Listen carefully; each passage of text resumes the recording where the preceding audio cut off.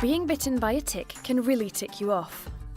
But don't panic, the risk of contracting Lyme disease can be reduced by removing the tick safely as soon as possible.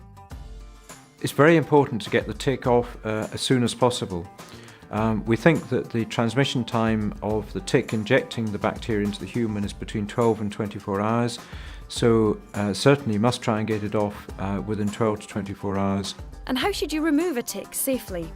Well, first let's start by debunking some rural myths. Should you remove a tick with volatile oils? No. Perfume? No. Alcohol? No. Butter? No. Vaseline? No. Any other chemicals? No. The whole theory of using those things is that you might anaesthetise or make the tick sleepy to make it drop off. There's no theoretical basis for using those, and none of these things will poison it or get rid of it in any way. And what about heat, like a cigarette?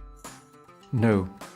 Should you remove a tick with your fingernails? It's not a good idea to try and squeeze them off with your fingernails, because then you'll just encourage the transmission of the bacteria into your body.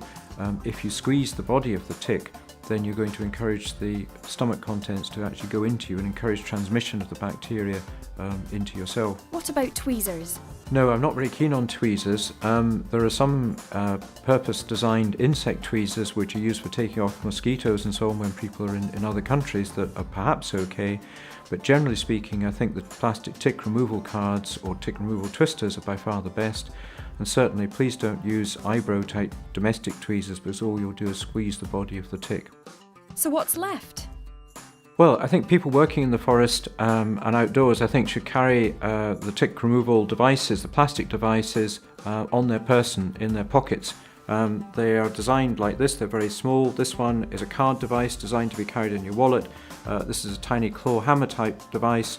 Carry it in your pocket and use it to get the tick off as soon as you can. The tick removers are excellent things, and they're relatively simple to use, so that I tend to use those. The Forestry Commission provided those, and they have done for many years. If I lose them or I can't find them, it's very easy just to go in and pick up another set out of the office. So I always have them available, and I have a set in my car, and I have a set at home in my bathroom, and I have a set in my first aid kit. So I have a number of these around, so that I always know I'll have one available.